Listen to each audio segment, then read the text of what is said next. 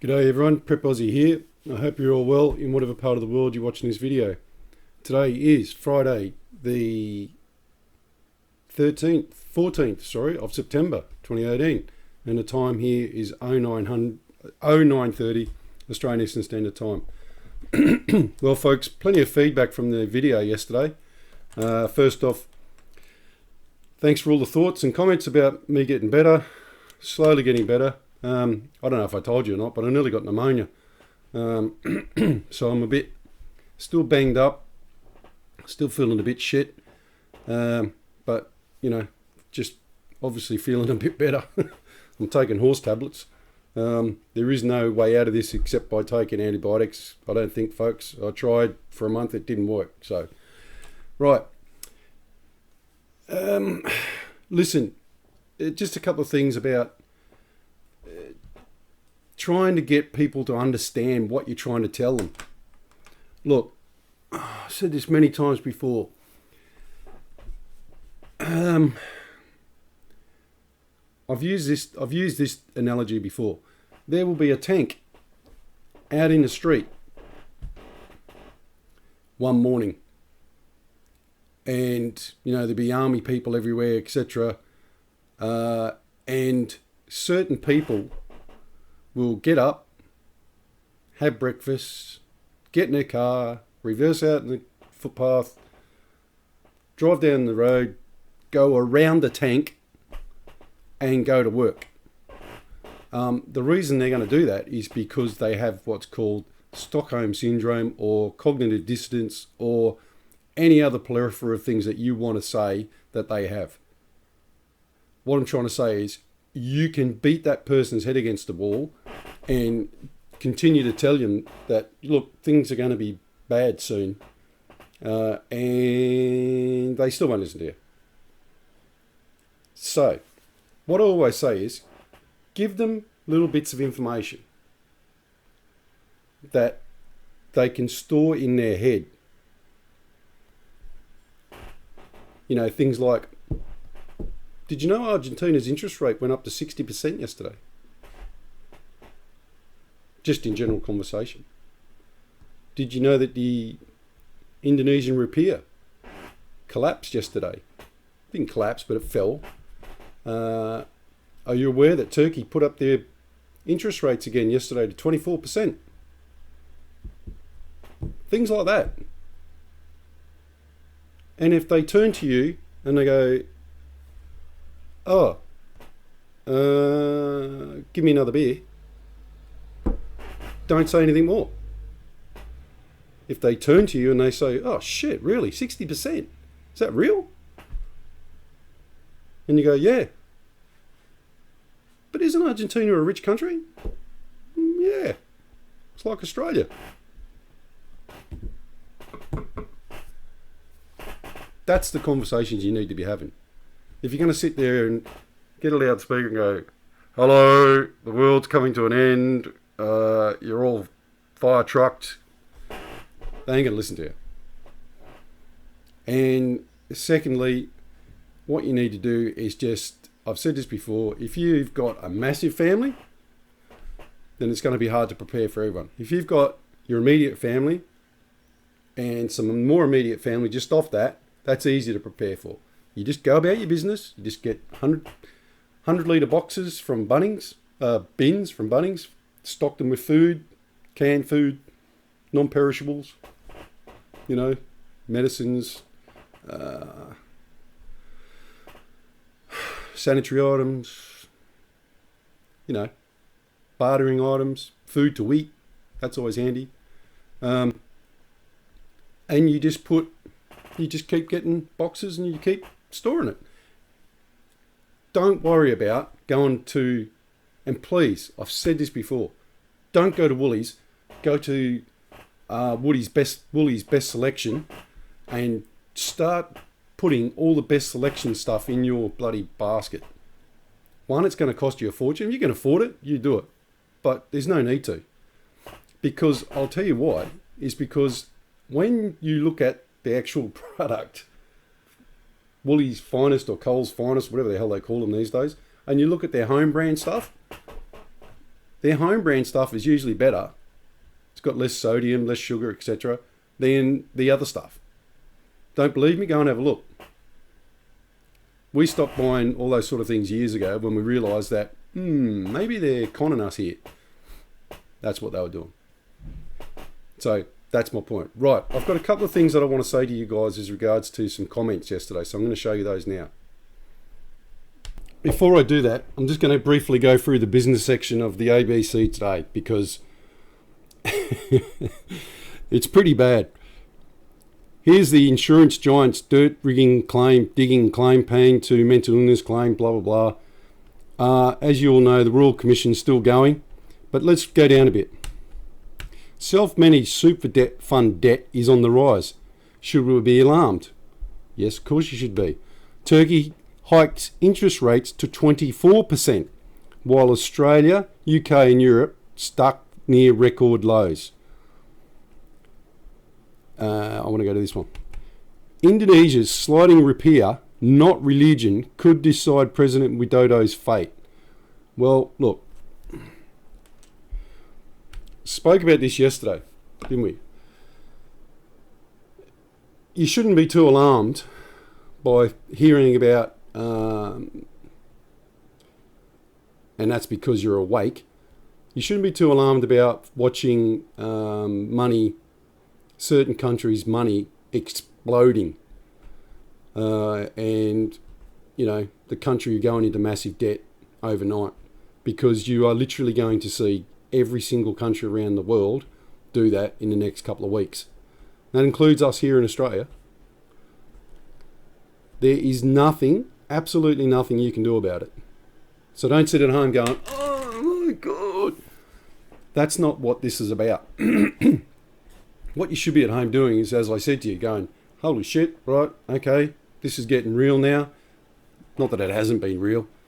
But remember a couple of things. They've done every single trick in the book and then some to keep this going.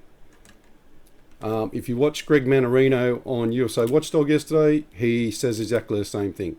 They are literally doing everything, and they're throwing more debt. This is the big point here. They're throwing more and more debt at this monster. It's turning into the biggest monster ever. And there is literally nothing they can do about it. They know it's there. They know the problem's there. It's not going away. But, it's gotten to the point where they just can't do anything except throw more debt at it.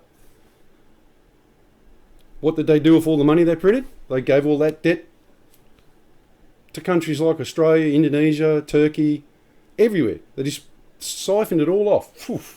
There you go. Let's give it to the emerging markets, and we'll watch them all pop, and then we'll still be alive. I'm sorry, but that's the truth. Okay, let's leave that there. Okay, here's some of the comments from yesterday. I'm going to go to this one here. Gavin. Hello, Prep. Hope you get better soon. Thank you. Could you explain the bail-in law that the Senate passed on 14th of February 2018? Thanks, mate. Okay. Yes, I will. At the 2010, I think it was, meeting of the G20 that was held in Cairns. I think it was 2010, 12, something like that. It was a couple of years ago anyway. Joe Hockey was our treasurer. Joe Hockey, this is going to blow your mind, because this is how pathetic this all is. Joe Hockey, because he was the host, he made a bill that was passed resolutely by all parties, all countries, without fail, that banks, if there is a national crisis, another GFC type crisis, because don't forget, they know this is going to be worse the next time because of what they've done. All countries unanimously voted for what's called bank bail-in laws. Now, it's actually very, very hard to find that information on Google now, because they've removed The last time I tried to find it, I couldn't find it. But whatever the year was that the the G20 was held in Cairns, or Brisbane, Cairns, that was the year that they brought this law in. Now, when they brought the law in, they said each country has to unanimously pass this law via their Australian government, their respective governments. Has to be passed into law, via legislation, then passed into law. So, several years later, most of the countries have by now passed this law. Several years later, we were actually one of the last to actually pass this in as law. 7 people sat in the Australian Senate, which is just the right number, by the way, so you know. If it had been 6, it wouldn't have passed. 7 people were required to pass this law, or pass this legislation into law. And those 7 people duly fronted up in the Senate that night and went, yeah, yes. The interesting thing here is a lot of you should do your homework and find out just who those people were, because you will be very interested to find out. And you'll be also very interested to find out as to how come on a bill that was so relevant to Australia that only 7 people shunted up to the Senate that night to pass it. It was passed at 3 a.m. Now, the law is this. You have money in a bank. And look, the government said that they will look after everybody up to the sum of $250,000 of each individual in each bank account. Now just do the sums on that. Australia's $800 billion in debt. Do you know how much money it would cost the Australian government to actually honour that agreement? It's not going to happen. If you're stupid enough to believe that they actually said that, and you believe them, then you are actually a fool. I'm sorry, but there's no other word to describe you really except being a fool. Here's what's going to happen. When this starts to unravel, the governments around the world are going to panic. And as I said, they already know that this is going to happen. So behind the scenes, at the front, they're going to make it look like panic. At the back, they will be strategically doing what it is that they're set out to do now.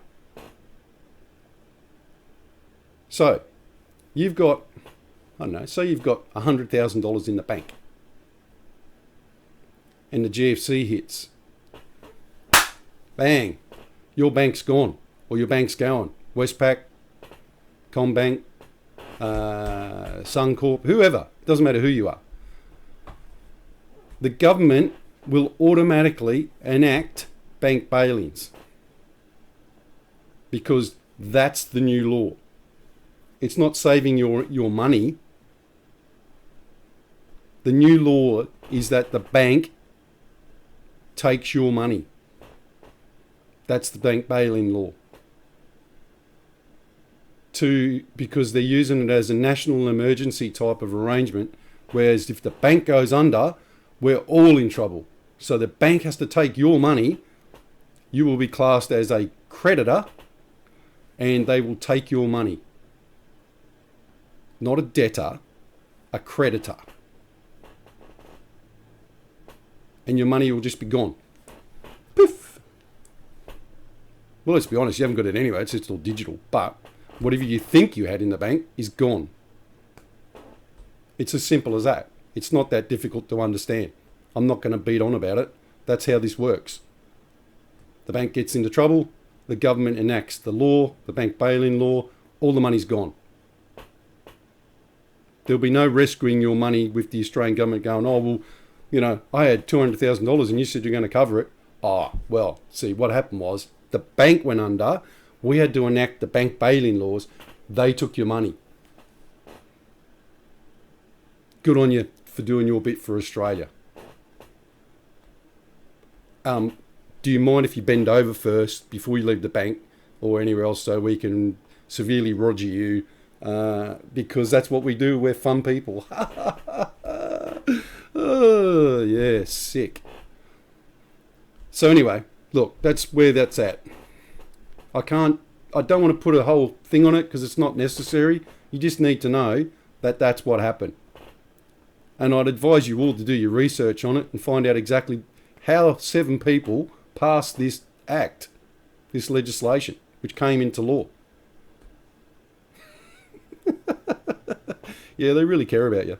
They really care about us. No wonder I'm thinking about running for Parliament. Right, the next bit, and this is going to make me angry. Couple of things down. Tony Neville, what did you think about the divide and conquer psychological operation with the 9-year-old girl refusing to stand for the national anthem? More divide and conquer to come around Australia Day.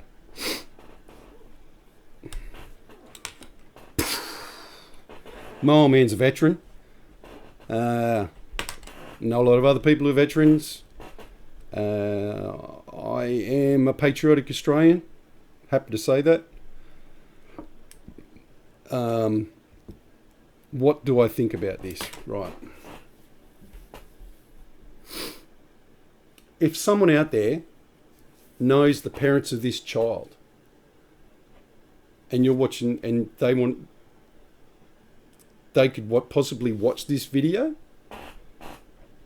I'm going to say that it is, without doubt, the most monumental, brain-dead parenting that I've ever seen in my life.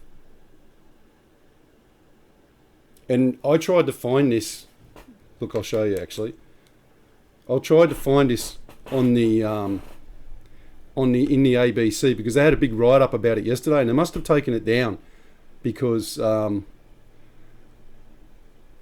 she they must have got so many hate mails that they took it down. Now, if you want to watch that video, I might put the link into it actually to watch Pauline Hanson's response.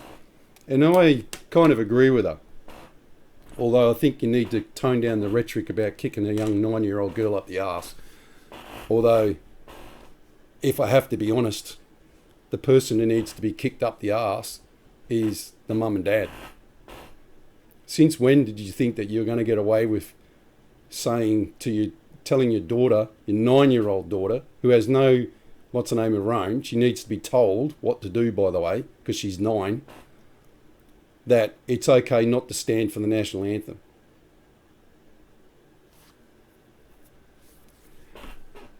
Mate, this is to the dad. You're a dickhead.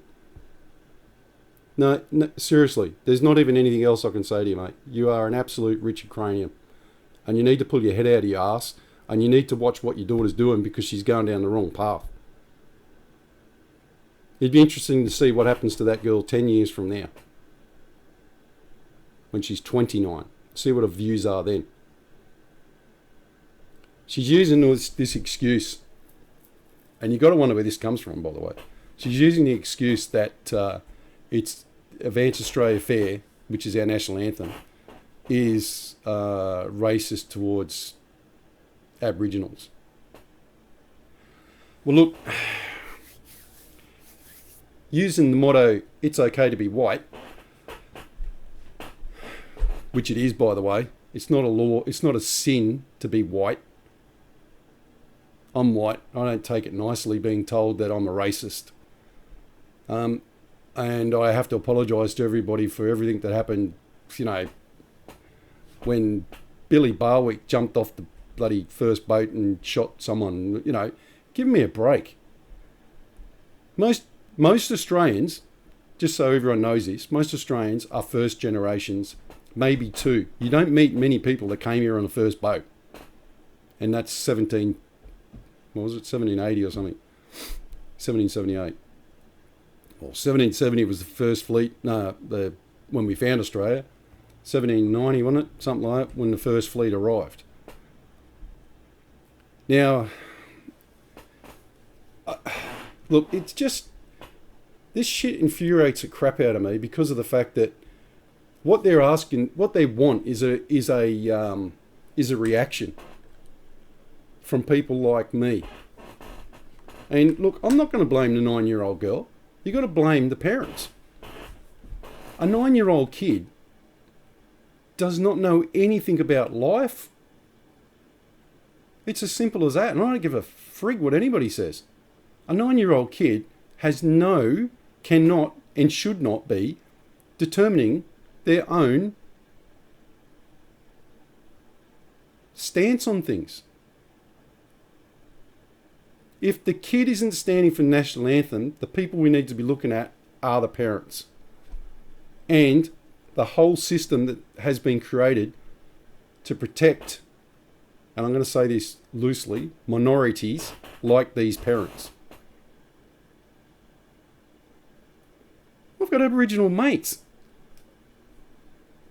And we don't sit around going, oh, well, I ain't standing for the flag. And wait, what a load of shit. And how come a white person has to stand up and say this crap? A 9-year-old at that. That's what needs to be asked. How come a 9-year-old girl is standing up and asking this and saying this shit? I would actually probably more appreciate it if, it was a black boxer or a Kathy Freeman or, Buddy Franklin. But they're not going to say shit like that because it's not true. The day that they started all of this shit, which was divide and conquer, because if you do that, then you're going to get people on two different sets of priorities. What I would say is, what we need to be saying to these people and other people like that is, if you don't love this country, piss off. And I don't care who you are. If you don't love this country and you're not prepared to stand for the anthem, get on a plane and go and live in some despot shithole that's going to make you want to appreciate staying here and living here.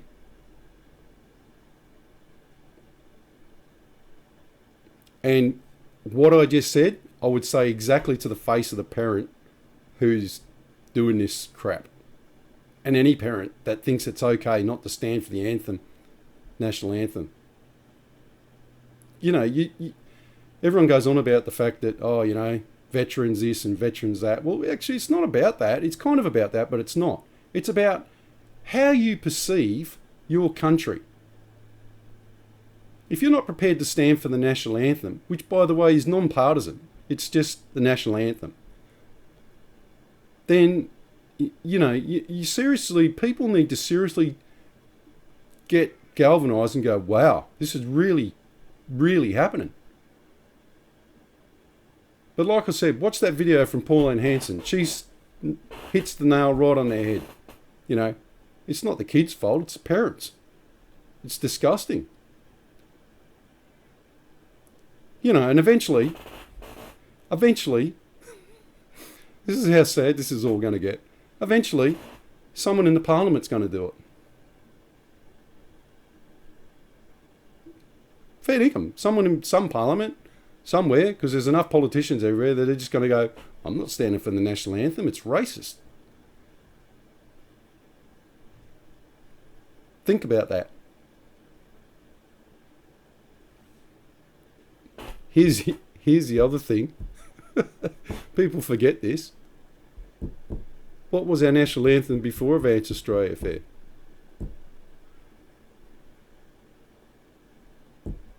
God Save the Queen.